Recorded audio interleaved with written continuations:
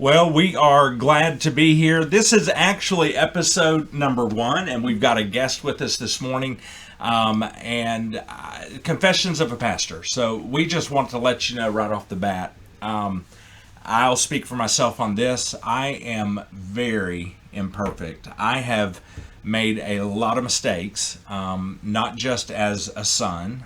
I've made mistakes as a husband.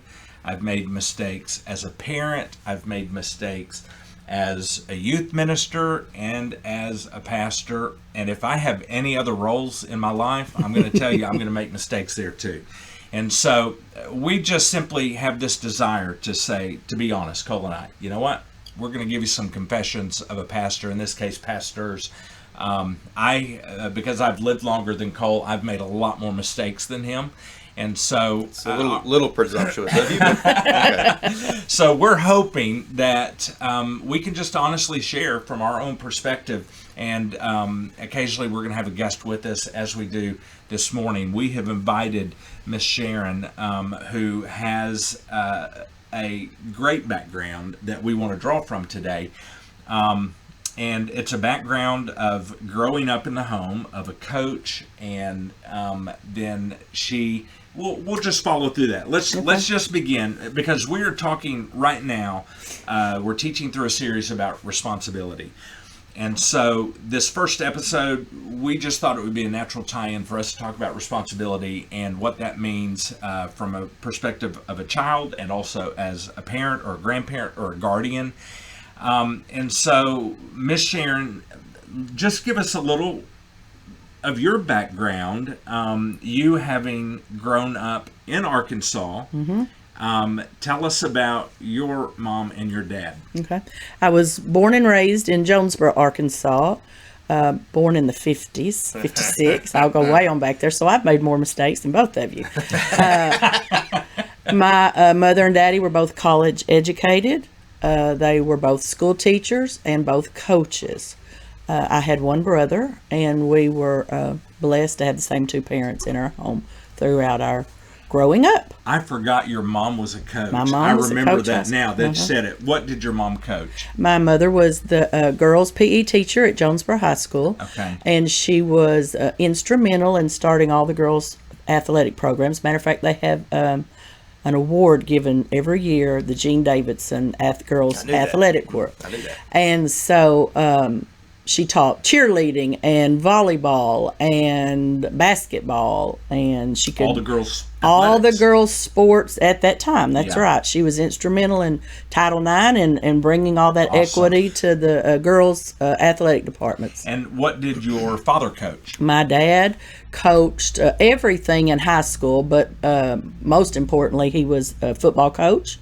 He played football in college, and then went on to accept that responsibility at Arkansas State. Arkansas State. That's where I went to school. I did too. I was an ASU Indian, and that's right. Yes, it was, and it was a good experience. There are no more ASU Indians being produced. It is now ASU Red Wolves. Red Wolves. It is. I had to learn a new fight song. Right. Yeah. It's like, let me see if I can spell that and get that in there. So your I can only imagine. I grew up, my dad was in the ministry, so which I could see there might be some similarities for a coach. But tell us what it was like. How did your parents model responsibility in your home? How did they, I almost could maybe even guess the answer being coaches, but tell us. Well, there were expectations, age-appropriate expectations. We were given like chores responsibilities, and those were modeled. They were taught to us. I had responsibility of putting the dishes in the sink and washing the dishes, and my brother did yard work, and we'd help fold the clothes and match the socks. And as we grew up, I hated the chore of cleaning the bathrooms once a week, but that was mine. And so now as an adult, I hate to clean the bathrooms because I had to do it as a child. You never grew out of that? Never grew out of it. But Dad was gone more than I thought normal, because once you got into the college coaching, it was long hours to be successful or you would be fired. And so Mom was a great mom, and she led by example. So but the expectation was to get it done, whether it was to get your clothes ready to go to school, get in the car to go to school, get your homework done. And, back there was not cell phones or laptops. Everything was pencil and paper. But she sat down at the table with us and helped us. And if we made a mistake, sometimes she helped us with our responsibilities, Right. And I will say, after listening to the first two messages in church, I think a big thing that stuck out with me was that we are a creature of our experiences. And my mother did not grow up in the best situation. Her dad died young. They were raised by a grandmother. She had 6 brothers. Wow. So now you know why she's competitive, and and me too. And so her life experiences was quite different than my dad's. Yeah. So she did for us and provided for us out of love and everything that she didn't have growing up. Yes. And sometimes that may lead to a little enabling coddling and letting us slide on a responsibility every now and then. Mm-hmm. Was she, as a coach, were your parents kind of, I don't know how to phrase it, coachy at home too, or did they really just put on that parent hat? No, they were coachy at home. It was natural. They wanted us to be the best that we could be and about everything. Yes. My brother was way more athletic than I was. I cheered and played volleyball, and that was the extent. I don't even know if I'm left-handed or right-handed. So obviously, I like to say I was the black sheep of that family when it came to sports. My brother ruled the roost in that area. Now, Miss Sharon, I want to back up just a tick, because we're talking about your dad. Your dad just wasn't a coach at Arkansas State. He was a great coach. He was a great coach at Arkansas State. I'm going to toot his horn. Please do. He was inducted into the Arkansas Sports Hall of Fame as a player at Arkansas State. He was a center, and then was put in a position where he was an assistant coach under Benny Ellender, and then went on to be hired as the head football coach. And so I think, it's been a long time, Cole, since 1975. However, in 1975, that was the best year they've had, I believe. I'll still hang my hat on that one. But he and his coaching staff took the ASU Indians to 11-0. They had about 8 people go to the pros, and it was an outstanding year. Were you born in 75? Yes, I was. I don't think Harley knew all of that. You didn't know your dad won a national championship, and he won a national championship. The classification. I knew just from Facebook posts. I knew it was significant. I didn't know it was that significant. In 75, I was a child in Fayetteville.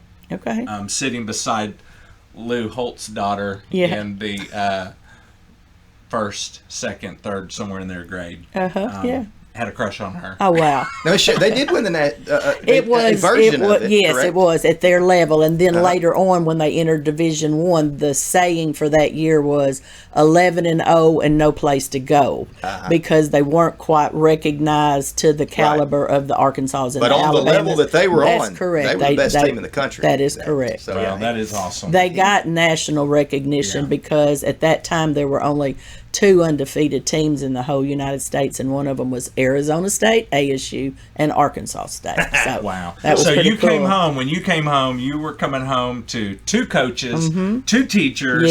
Yes. And a lot of high expectations. Oh, my goodness. Okay. So I come from an athletic family. Yeah. My family, big into sports. Wait a minute. Your dad was... What year was he? Dad went to Arkansas State to play baseball in would have been the fall of 1971. Awesome. He didn't hang around for the entirety of his 4 years. Story. That's a story for another time. But a little bit of. I actually went to UALR, Little Rock now. Yes. So Arkansas State, UALR. There's a little. There's some competition there. There sure is. There is. So, yeah. So anyway, what I was saying, I come from a sports background and coaches and being around it as well. So when irresponsibility did take place in your household, when mistakes were made, when decisions were not when the decision wasn't the decision that mom or dad wanted. When it wasn't going to take you to that best, Right. as you described. What would happen? What was the typical outcome of that? Oh, Lord. Conversations, getting the full side of the story about what happened, whether it be grades when we were in elementary school or junior high, whether it be, hate to say, missing a curfew as teenage years, Now, I did not do that. For real. I can tell you, I drove fast down a many of a gravel road to pull into Marta's Edition to make that 11 o'clock curfew. I can relate Unfortunately, my brother didn't drive quite as fast and took a couple of detours. He didn't make the curfew 100% accuracy. So what would happen? Met at the door. Lots of conversations about this isn't acceptable. You are allowed freedoms. You have a vehicle. Others don't. What comes with the freedom? Exactly. Well, it's some responsibility. Yeah. Lots of responsibility. Did either of you ever have to hand over the keys? My brother did on occasion. He did occasionally? Yeah.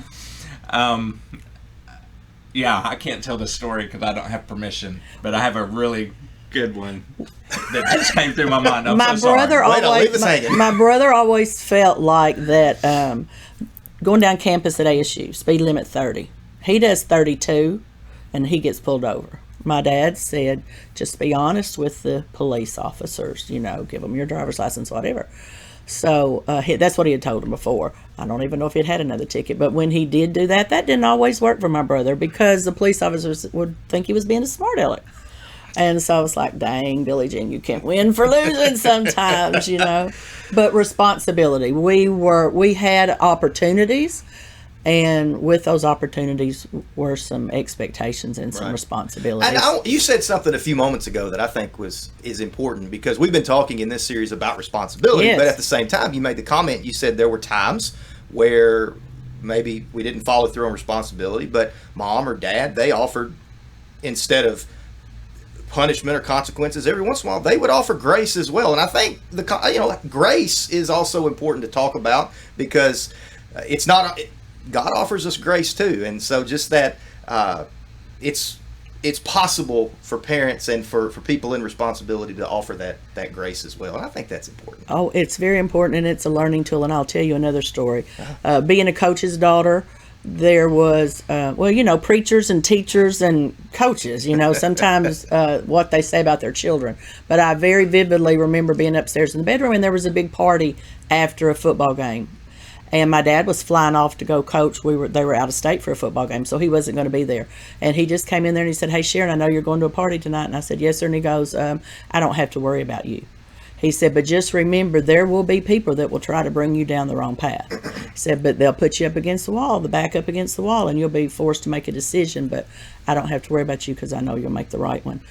Now, do you know what kind of loving pressure that put on Sharon? Because if I would have even thought about partaking in anything that other teenagers were doing, at that point, it was off the table. There was no way I would have let my dad down. Dad knew how to put the screws. Yes, the right way. Because there was just absolutely no way that I would have let him down or, there's that word responsibility again. So let's shift into the Miss Sharon that I know, which is not a daughter. It is not a football coach's daughter or a volleyball coach's daughter. The Miss Sharon I know is not even a teacher. No. The Miss Sharon I know is an administrator because you were actually my principal at Clary Elementary. That's right. So kind of talk about from your time as an administrator, as a teacher, you've seen good, you've seen bad, you've seen responsibility, you've seen lack of responsibility, both with kids and with parents. Sure. So kind of just talk about that a little bit. Well, parents are fundamentally good and they want the best for their children. And I truly believe that each and every day parents get up and do the very best that they can. I just know. Sometimes it's harder for others. But as far as good parenting, and it shows both ways. You said earlier, Harley, that it was kind of like modeling. So if it's modeled at home, the expectations and responsibilities, then kids seem to follow in that direction. So for us as teachers, principals, educators, we value parent input. We want them to be active in their children's life, whether it be the homework or coming to school. And we know work schedules don't always allow that. But you mostly can tell active parents and their children, because they come most of the time to school and on time, ready to learn, do their homework. You can tell they've been taught some social skills and how to act at school, because, most kids are kind to others, want to be accepted, want to be helpful. And the same thing with those parents. I think they set those examples, at the home. So most people come to school to learn and to have fun and to participate in things. So yeah. I remember sitting in a class at ULR. That's where I did my freshman year. And it was still my senior year of high school, so I was very immature. And what's changed? Yeah.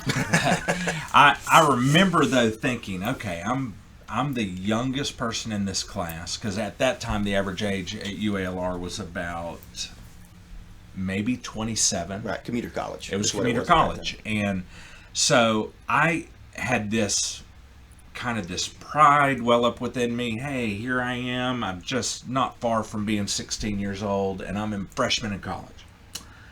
And I learned a term sitting in that anthropology class. I didn't even know what anthropology was until I took the class. And this term just slapped me in the face, and it was something like egocentrism, which says, and the professor defined it for us, and it basically says all the world is about me. I am more important than you. I'm more important than you. My perspective is more important than everything around me. And I began to think, at that moment, the first time I ever realized was, this is not all about me. Mm-hmm. But yet I've lived my life up to this point all about me. Yeah. And I'm wondering how quickly, what have you seen in the life of children? When did you begin teaching? 1979. Okay, in 79, from 79 to, you just retired about a year ago. 2 years ago. 2, almost. Okay, so 79 to 2020. The difference in children coming into your classroom in that span of years, what difference in just the lives of children? I'm wondering if kids are coming to the place where they are realizing it took me till I was 17 to ever think about it really for the first time, that life is not all about me. Do you see any difference in children from then to 2020 in what they're bringing into the classroom? And it's more than a worldview. It's just there's some differences, and I think that technology plays a part in that. Cell phones, entitlements, like we talked about yesterday. I think life is busier. I see children more. When I was growing up, and even when I was first teaching, let me back up and say that. When I was first teaching in principal, children may have had 1, maybe 2 activities. They may have taken piano lessons. They may have had a dance class. They may have had 1 sporting activity, and then the youth activities or church on Sundays. And now I see the stress that children over the last, I'll just say 15 to 20 years, maybe even currently, that every day is filled with 1 or 2 or 3 activities, even with 5-year-olds, and they are just exhausted. And that's not even taking into account, can we have some family time? Can we sit down the table and eat as a family? Can we just visit about today's activities? And I see the stress on children. That's interesting that you said that, because when I was at the Parks program for pretty much right at 10 years, and that's one of the things of course, we were one of those activities. Yes, absolutely. We were one of those activities that parents would whether it be baseball, softball, t-ball, basketball, cheerleading, football, pee-wee flag, all of those different opportunities, which nothing wrong with any of those things in and of themselves. Not They're at all great opportunities, and you want kids to be active and involved. But I know that for us, it was always a challenge to schedule games and tournaments and anything, because so many different activities were going on that you would say, okay, hey, this is picture day. And there would almost always be at least 2 or 3 teams that would come back and say, can't do it because half of my team's going to be at an archery, half of my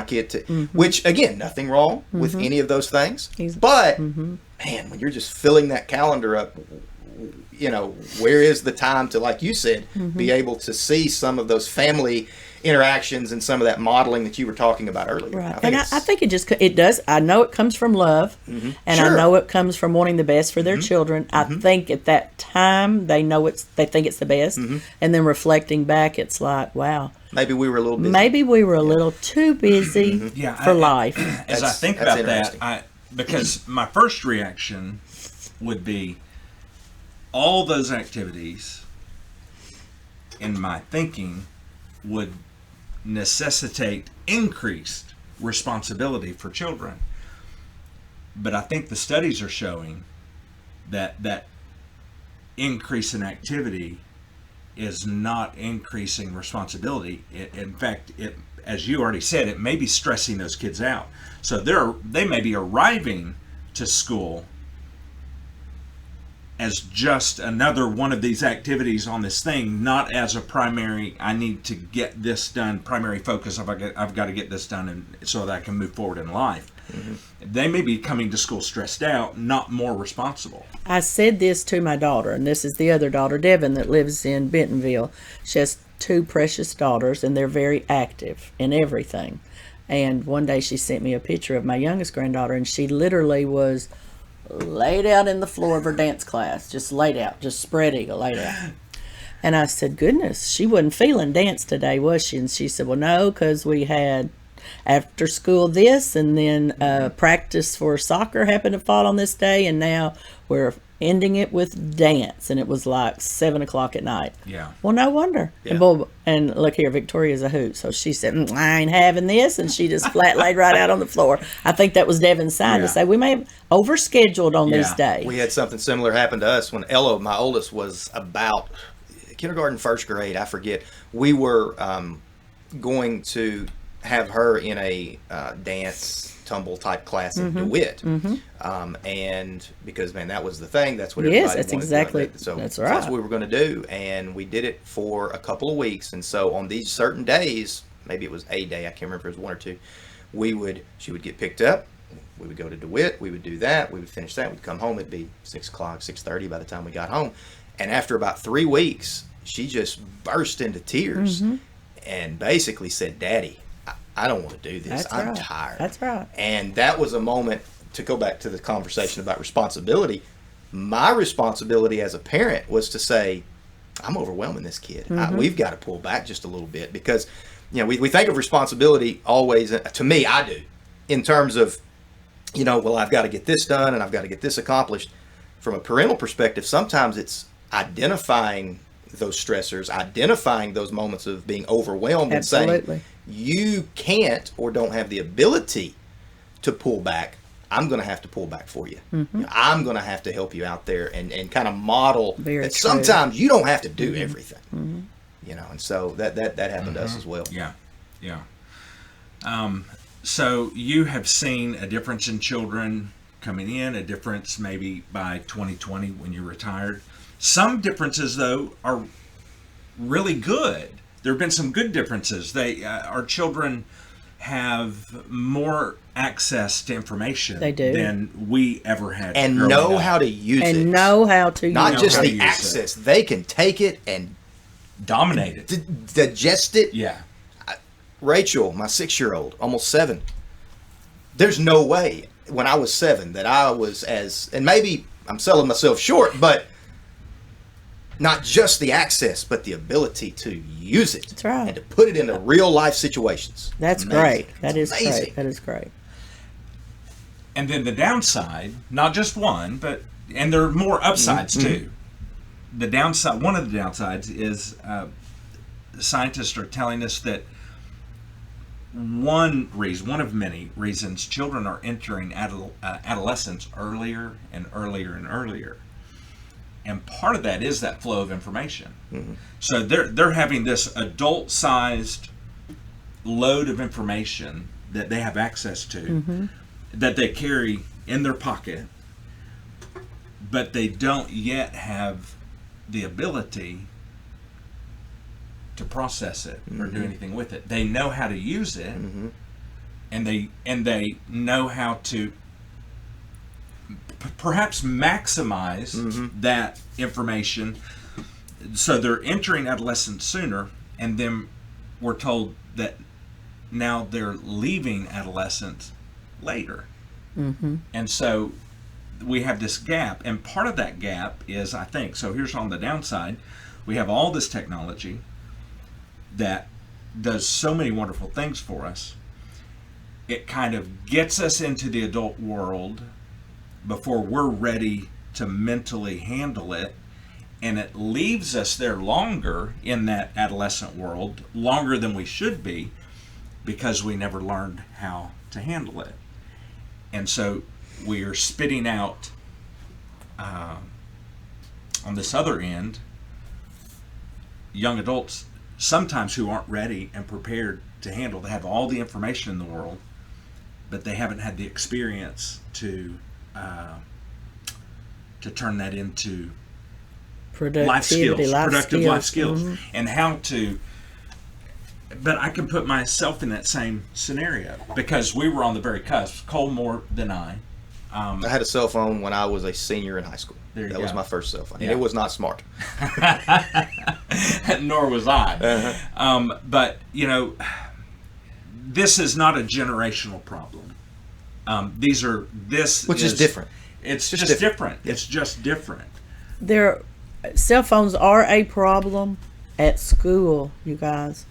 It's almost hard to have a policy that you can enforce consistently. I know that's something that y'all are dealing with. I think we are, but from a personal standpoint, yes.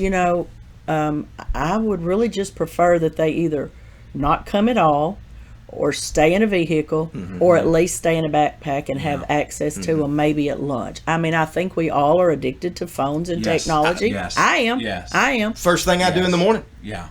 And we're adults. Exactly. And when I stop and think of, and there have been studies about how many times that phones went off in teachers' classes and how many Snapchats or Instagrams or text messages. And I'll be honest, I've been guilty of texting my grandsons, in the middle of the day when I shouldn't have. And I know I shouldn't have, but maybe it was a pickup situation or whatever. But the bottom line is those kids hear it, feel it, respond to it about every time it happens. Because I'm the same way. When I hear my phone go off, there's an anxiety that is created to, I need to see who that is. Even if I think to myself, no, leave it alone. You don't have. There's just something inside of me that says, check it out. But just let me tell you from an educator standpoint, how many seconds or how many minutes of every class period that child, that student is losing out on that good education that teachers, because you're going to miss a skill. You're going to miss a good lesson. Or even if you don't miss it, you weren't 100% attentive of what that teacher was trying to feeds you great information. And all those seconds times all those minutes times all those class periods times 178 days a year is astounding. The fact that cell phone in so-and-so's pocket is distracting them from hearing great information that teacher's trying to bestow upon them. Sometimes that bothers me. Yes, that bothers me. This is obviously something you're passionate about for a good reason. Yes. Because you've seen it. Sometimes we like to think we're good multitaskers, but we're not. We're not. The studies are showing that multitasking is a misnomer, if that's even the right word. Actually when your brain leaves that activity, and so it moves from the classroom to the phone in your back pocket, or under your desk, or under a book, whatever the case is, your brain is making a direct shift to that, and something happens in your mind. Your brain cells are dying when you make that shift. So really, multitasking actually makes us dumber, because we're not good at it, and we're going to miss what's going on. And our children live in a multitasking world. To get it back to the not get it back to, but continuing the conversation of responsibility, because honestly, we're pushing up on a two-parter on this podcast, because this is a really good conversation. I'm really enjoying it. Kids, we're kind of focusing on kids right now, which is awesome. You made the comment, we do the same thing and we're adults. Absolutely. And so on the responsibility scale, we know that there's a point where everyone has to begin taking responsibility for every decision that they make. We understand that.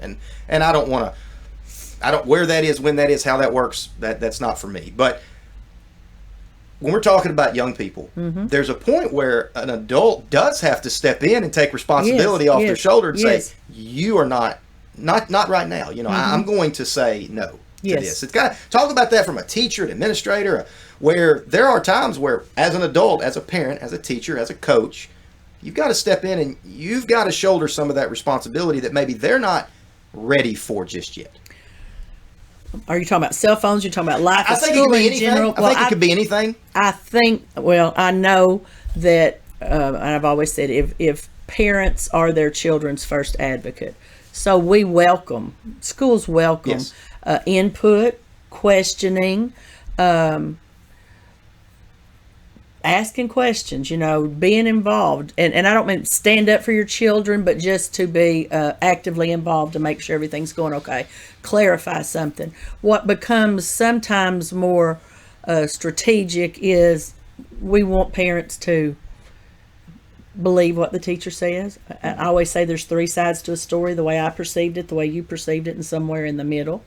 And then come to who's responsible for that, and then agree with that and move on. And I think that's in education, whether it be lessons or cheerleading tryouts. I'm just making stuff up because I don't even know. Grades in a grade book. I know one time as an administrator, I looked at one of my grandson's grades and I thought, ooh, now let's see, that's not good.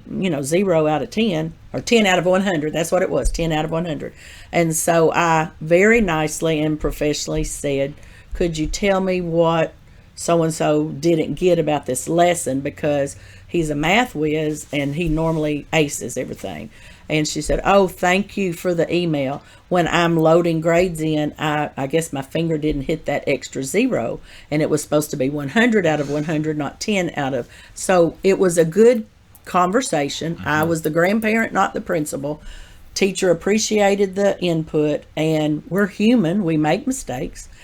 She accepted responsibility for that finger. She owned it. And she could have said, well, you didn't study for the test last night, or he didn't turn in his homework. She could have said it wasn't my fault. That's right. She could have. Right. But she looked and she said, oops, my bad. My finger didn't hit that 0 on the keypad an extra time. We could go so many different directions on a conversation about responsibility, because right there, that was just an example of 2 or 3 different where we took responsibility, we owned it. And I've never met, me personally, and that doesn't mean that they're not out there, because I know they are.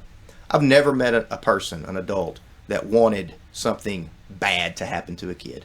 I have me not personally. No, I've never seen a parent that didn't want their kid to be successful in whatever way they understood that success, the best they could do. Right. I've never met that. I've never met a coach that didn't want a kid to do well. I've never met a teacher that didn't want a kid to do well.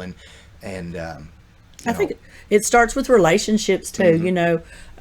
We all don't come from the same homes. We all don't come from the same backgrounds, but we all want the best for our children. And our children, for the most part, understand that, and they want to do that for themselves also. It takes one caring adult, in my opinion. And one of the questions later, I won't even go into that yet, but have we ever seen those that were at risk, that overcome that? Let's go into that. Yeah, I think that's a great... Well, yes, the answer to that is yes. I have seen more than one, many children that you may think they've got the cards stacked against them, or they don't have it as easy as some of their peers. but they are successful now. And it takes a community, it takes a village, if that's what you want to say. And so I'm not going to name any names, but it just gave me great pleasure. Because, see, I see them at elementary, and then I saw them at middle school. And we all know what people say about the middle years. Oh, my kid's going into middle school next year. So, there's just that transformation. And then it was always so lovely for me then to see them in high school. And you're like, wow, are you the same person that, ran the halls at middle school? And the answer to that is yes, they are. But they've matured. They've accepted some responsibility. They've accepted responsibility for where they want to go in life and what they want to do. But back to that, I think it takes one special individual, whether it be at school, whether it be a youth minister. I've seen friends support others by saying, you want to play ball, you want to go to college, I got to help you get that ACT up. Ooh, that just brings chills to me, knowing that your friends will surround you and help do that kind of things with you. So what I'm hearing you say is, from your experience and what you have seen, boots on the ground. Boots on the ground. For a child to make that transition when they are in less than ideal circumstances in life, which they have no control over. Absolutely. My favorite saying, children can't help who they're born with. That's right. They don't get to choose their family. Don't get to choose. They cannot help who they're born to. So the children you have seen make that transition, there has been, in most cases, at least one caring adult in their life somewhere who has said, come here, let me show you. Yeah. Come here, let me help you. Let me show you how to get where you want to go. That's right. We care about you. I can help meet some needs. Do you have money in your pocket? Would you like to stay the night with us? I know your washing machine's broken. How about bringing me all your dirty ball uniforms and I'm going to wash them for you? Need a place to stay tonight because your mom's out of town? Sure, you're always welcome here. And then sometimes it's a parent, a teacher, your classmates. You've seen all of the above. I've seen all of it. Yeah. Parents it gives me chills. Other children. Yes. Yes. Yes. Just it's awesome. Our community's awesome. Yeah. It just takes one for every child. Yeah. And somewhere in there, with that caring adult or those adults, that child is getting a model of responsibility that maybe they haven't had, because parents struggle too. Absolutely. And we don't know the background of that parent that may be struggling. And as Cole said, and you also said, they're doing the best that they can at that moment in that season of their life. But this someone has stepped in and modeled something and allowed that child to make a transition to responsibility. I think it provides some hope. It provides someone cares about me and I can do this. And then they take on more responsibility themselves, because from what I've seen and what I'm referring to, then that particular child wants to make it. That particular child wants to assume their own responsibility and be able to come back and say thank you, for helping me. And that's transpired on more than one occasion. Yeah. And it's awesome. And that child potentially breaks a cycle. I think, yes, sir. Very possibly. So let's kind of wrap it up by moving to Miss Sharon, the mother, the grandmother, and tell us from your experience, if someone wants to, as a grandparent or a caring adult, anyone in that child's life, they see a child who is struggling, is there some kind of direction you could give that person to say, here's a way that if you see a child heading down a path, that because we're adults, maybe we have a perspective where we can see where that path is headed, and you want to help them move toward more responsibility or better decisions, can you give some advice to parents or grandparents who have an ache to help a child redirect? I think some of it depends upon age appropriateness, but I know in our situation, honest communication, allowing kids to ask questions about what's going on. How long is this going to last? Knowing that they're loved, knowing that they have a safe place while someone is recovering. That stability. Yeah. Always listen. Just a safe place to ask questions, because they're afraid. They might not let you know they're afraid, but they're afraid. Mm-hmm. And sometimes I'll say this: children know more and have seen more than we ever give them credit for. Yeah, they're taking it in. They need a safe way to express that, whether it just be to a youth minister, a pastor, a third-party friend or family member. But I would just say hang in there. Direct people to God as much as possible. Give people a safe haven. Yeah. Yeah. And that may frequently begin with just simply an invitation. Yes, sir. Keeping those, even if those invitations aren't accepted, just continuing to offer that. And I remember a student when I was a youth minister that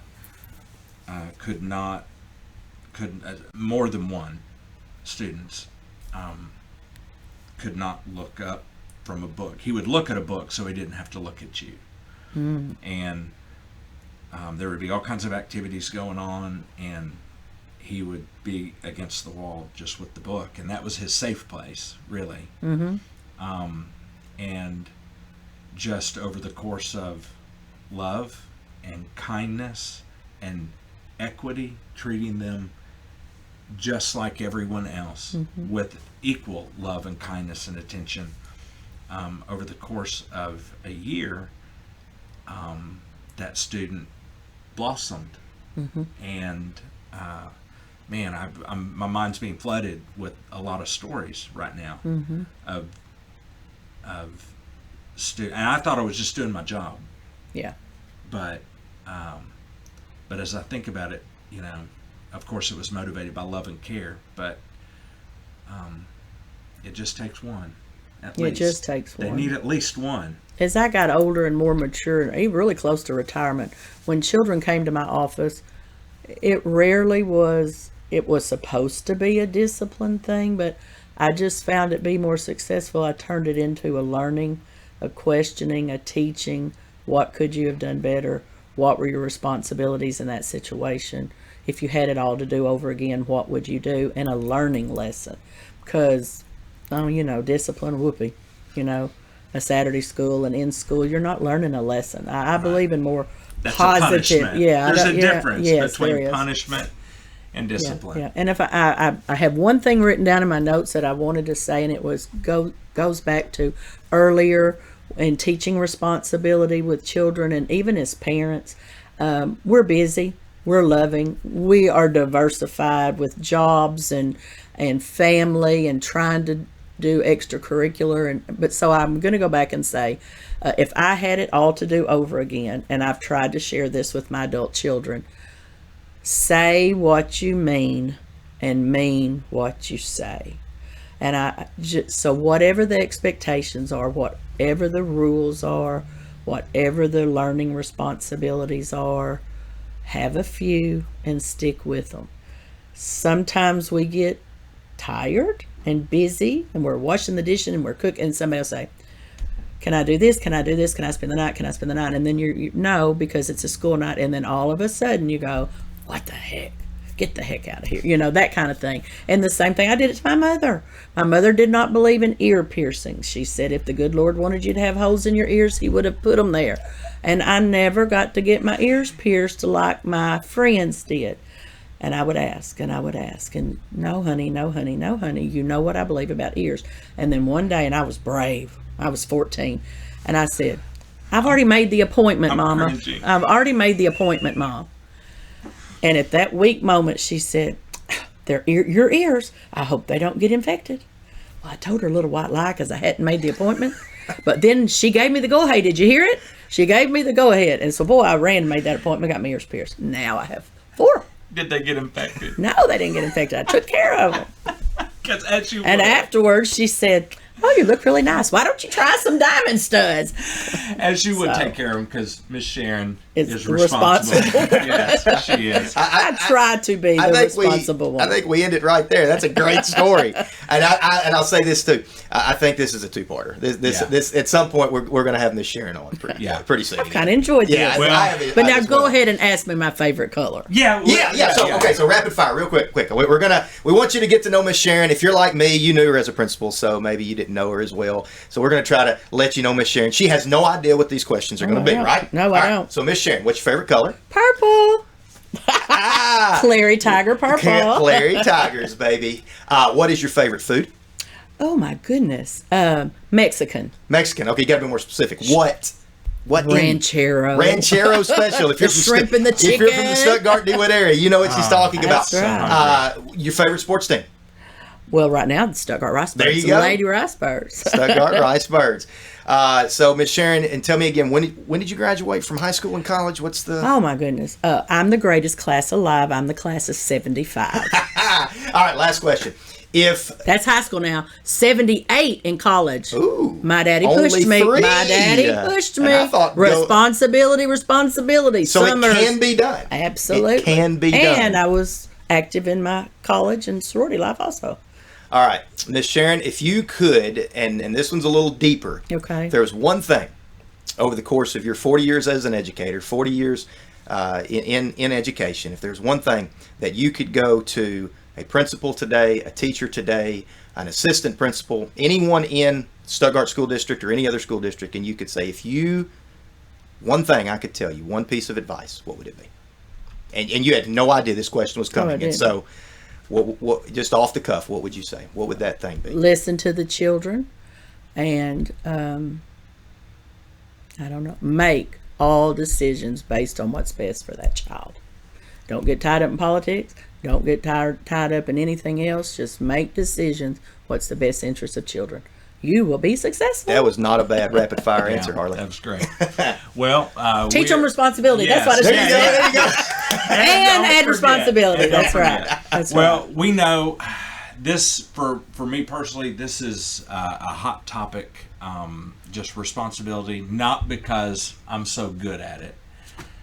Because you have learned many lessons. Because you're not good at it. I have learned as I am not many good at it. lessons, and so let's wrap it up, and we will just simply say that we hope somebody gets encouraged today, and we will invite Miss Sharon back, and for that we will say adios. All right. Adios.